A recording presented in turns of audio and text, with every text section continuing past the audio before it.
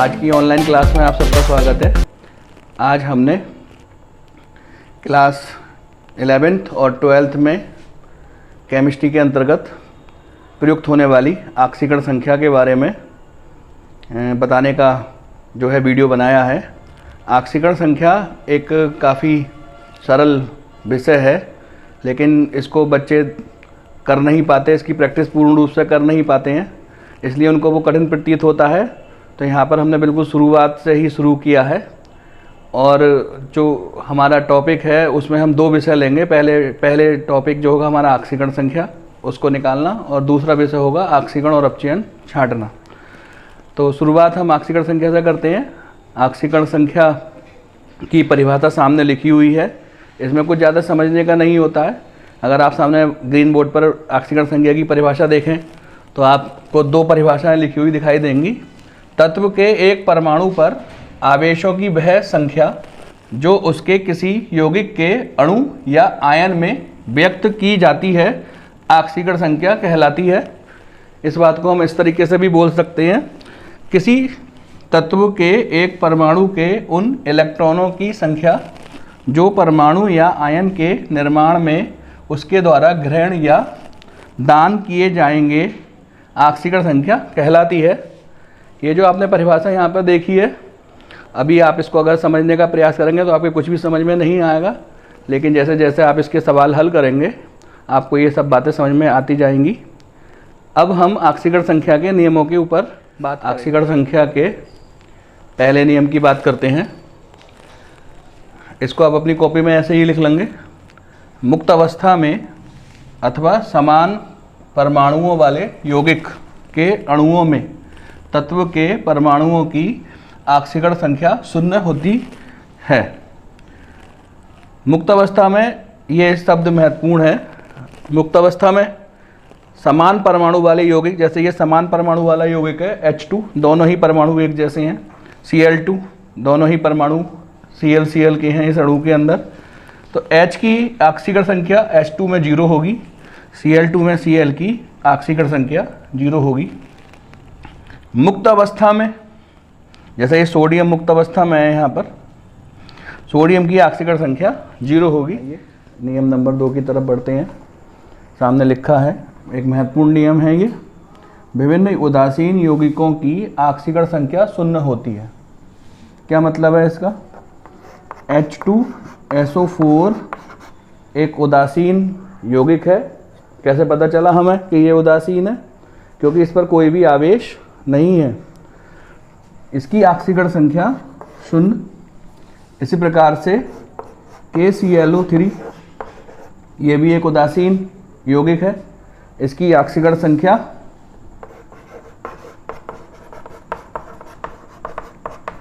बराबर 0।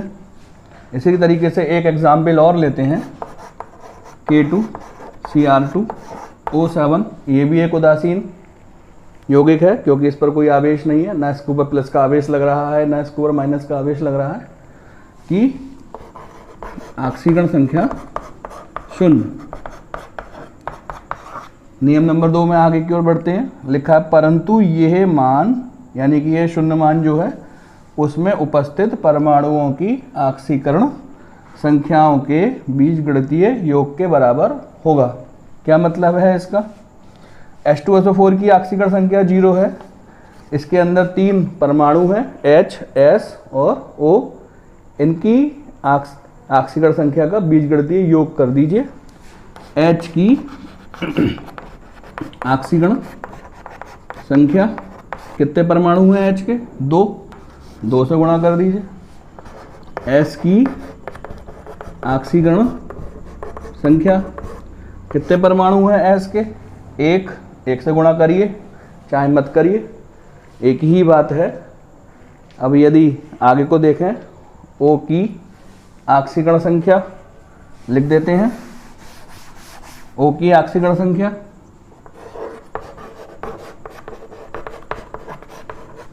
कितने परमाणु हैं O के? 4 से गुणा कर दिया हमने, इनका बीजगणितीय योग कर दिया और ये 0 के बराबर हो जाएगा। तो नियम नंबर 2 आपको स्पष्ट हो गया होगा कि विभिन्न उदासीन यौगिकों की ऑक्सीकरण संख्या 0 होती है, परंतु ये मान उसमें उपस्थित परमाणुओं की ऑक्सीकरण संख्याओं के बीजगणितीय योग के बराबर होता है। और अधिक स्पष्ट करने के लिए एक एग्जाम्पल और लेते हैं, KClO3, ये भी एक उदासीन यौगिक है, इसकी ऑक्सीकरण संख्या 0 होगी, 0, लेकिन ये 0 ऑक्सीकरण संख्या उसमें उपस्थित परमाणुओं की ऑक्सीकरण संख्या के बीजगणितीय योग के बराबर होगा। तो K की ऑक्सीकरण संख्या, एक परमाणु K का 1 से गुणा कर दीजिए, Cl की ऑक्सीकरण संख्या, Cl के कितने परमाणु हैं, ठीक एक परमाणु है Cl का, 1 से गुणा कर दी हमने। O की ऑक्सीकरण संख्या, O के कितने परमाणु हैं, 3 है, 3 से गुणा कर दी, बीजगणितीय योग कर दिया और ये 0 के बराबर कर दिया। नियम नंबर 2 को एक और एग्जाम्पल के द्वारा हमने यहाँ पर समझा। एक एग्जाम्पल और समझते हैं, KMnO4, ये भी एक उदासीन यौगिक है, इसकी ऑक्सीकरण संख्या भी कितनी होगी, ठीक 0, लेकिन ये 0 ऑक्सीकरण संख्या इसमें उपस्थित विभिन्न परमाणुओं की ऑक्सीकरण संख्याओं के बीजगणितीय योग के बराबर होगा। तो K की ऑक्सीकरण संख्या 1 से गुणा कर दिया, Mn की ऑक्सीकरण संख्या, Mn के कितने परमाणु हैं, 1 से गुणा कर दिया, O की ऑक्सीकरण संख्या, O के कितने परमाणु हैं, 4 से गुणा कर दिया, बीजगणितीय योग कर दिया बराबर 0। तो मैं समझता हूँ आपको नियम नंबर 2 स्पष्ट हो गया होगा। नियम नंबर 3 का अध्ययन करते हैं। सामने ग्रीन बोर्ड पर आप देख रहे होंगे और अपने साथ साथ कॉपी पर भी लिख रहे होंगे। आवेश युक्त यौगिकों की ऑक्सीकरण संख्या उस पर उपस्थित आवेश की मात्रा होती है। NH4 के ऊपर प्लस का एक आवेश है, इसकी ऑक्सीकरण संख्या +1 होगी। यहाँ ये बात ध्यान देने की है कि ऑक्सीकरण संख्या सदैव प्लस माइनस में होती है। अगर आप ये लिखें NH4 की ऑक्सीकरण संख्या बराबर 1, तो ये कहना गलत होगा। ये बात आप गणित के हिसाब से कह सकते हैं कि सर कोई चिन्ह नहीं है तो प्लस का चिन्ह होगा, लेकिन केमिस्ट्री में चिन्ह को प्रदर्शित किया जाता है। इस बात का आप ध्यान रखेंगे। NH4 की ऑक्सीकरण संख्या बराबर प्लस का 1, PO4 माइनस के 3 आवेश हैं इसके ऊपर, इसकी ऑक्सीकरण संख्या -3। CO3 के ऊपर आप माइनस के 2 आवेश देख रहे हैं, इसकी ऑक्सीकरण संख्या -2। CN माइनस का 1 आवेश है, साइनाइड NC, यहाँ पर C के ऊपर माइनस का 1 आवेश है, ये आइसोसाइनाइड है, इसकी ऑक्सीकरण संख्या -1 होगी। इसी प्रकार से SO3 के ऊपर माइनस के 2 आवेश आपको दिख रहे होंगे कि ऑक्सीकरण संख्या -2 है। आइए अपनी बात को और स्पष्ट करने के लिए इसमें नियम नंबर 2 का भी इस्तेमाल करते हैं। यदि हम NH4 की ऑक्सीकरण संख्या की बात करें तो चूंकि ये एक आवेश युक्त यौगिक है, इसकी ऑक्सीकरण संख्या इस पर उपस्थित आवेश की मात्रा होगी। लेकिन दूसरा नियम इस पर भी लागू होगा कि यौगिकों की ऑक्सीकरण संख्या उनमें उपस्थित तत्वों की ऑक्सीकरण संख्या के बीजगणितीय योग के बराबर होती है। तो यहाँ पर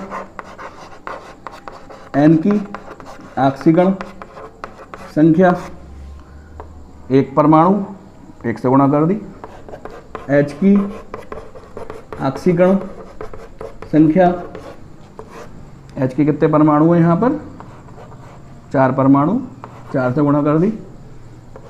NH4 के ऊपर कितना आवेश है, प्लस का 1 आवेश, पूरे की ऑक्सीकरण संख्या कितनी होगी, +1, जो कि इनके बीजगणितीय योग के बराबर होगी। इसी प्रकार से PO4 माइनस के 3 आवेश, अगर हम इसकी बात करें तो इसकी ऑक्सीकरण संख्या -3 होगी, लेकिन नियम नंबर 2 यहाँ पर भी लागू होगा, जो कि P की ऑक्सीकरण संख्या, थोड़ा जरा तेजी से हम कर लेते हैं, +4 O की ऑक्सीकरण संख्या बराबर कितने आवेश है, -3। आप यहाँ पे समझ गए होंगे हमने 4 से गुणा क्यों किए, क्योंकि यहाँ पे O के 4 परमाणु हैं।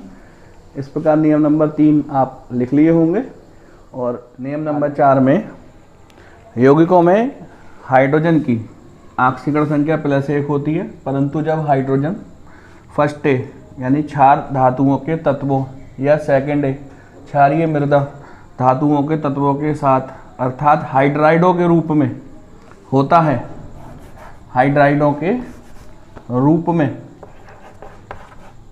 होता है, तो हाइड्रोजन की ऑक्सीकरण संख्या -1 होती है। यहाँ ये बात ध्यान रखने की बात है, यौगिकों के अंदर हाइड्रोजन की ऑक्सीकरण संख्या की बात कर रहे हैं।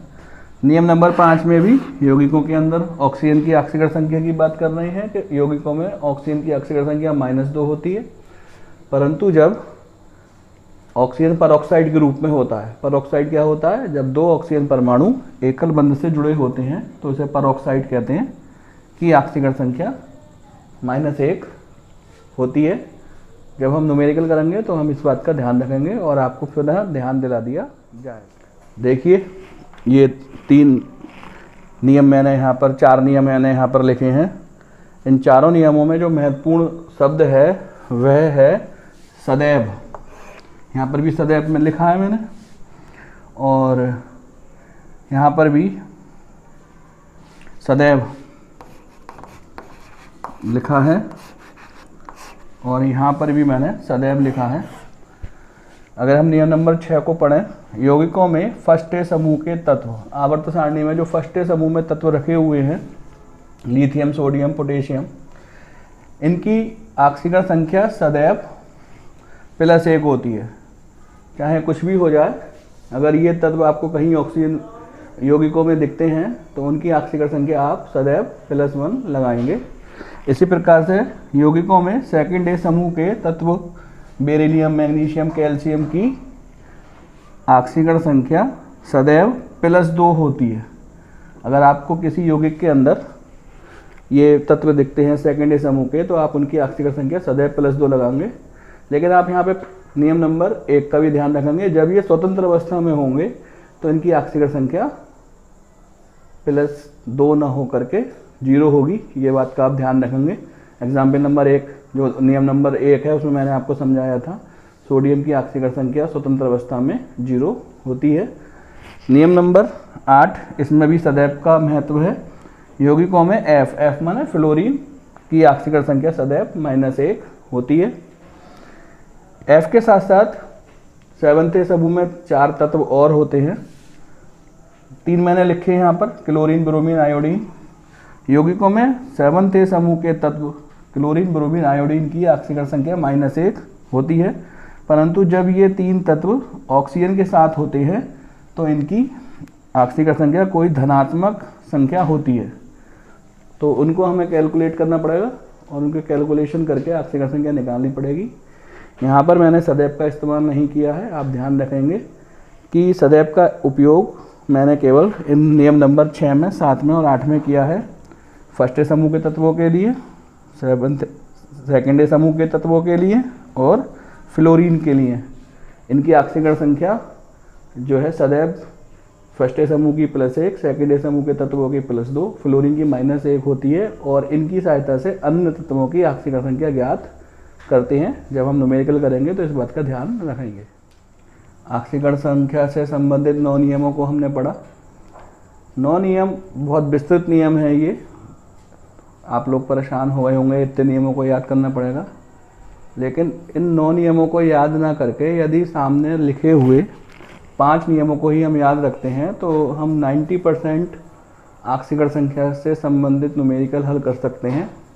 इन 5 नियमों में हमको जो ध्यान रखना है वो यौगिक शब्द सब में आ रहा है, उसको ध्यान रखना है। यौगिकों में हाइड्रोजन की ऑक्सीकरण संख्या बराबर +1, यौगिकों में FCl-BrI की ऑक्सीकरण संख्या बराबर -1, यौगिकों में O की ऑक्सीकरण संख्या बराबर -2, यौगिकों में LiNaK की ऑक्सीकरण संख्या बराबर +1, यौगिकों में BeMgCa की ऑक्सीकरण संख्या बराबर +2। यदि हम इन 5 बातों को याद रखेंगे तो हम ऑक्सीकरण संख्या से संबंधित प्रश्नों पे हल कर पाएंगे।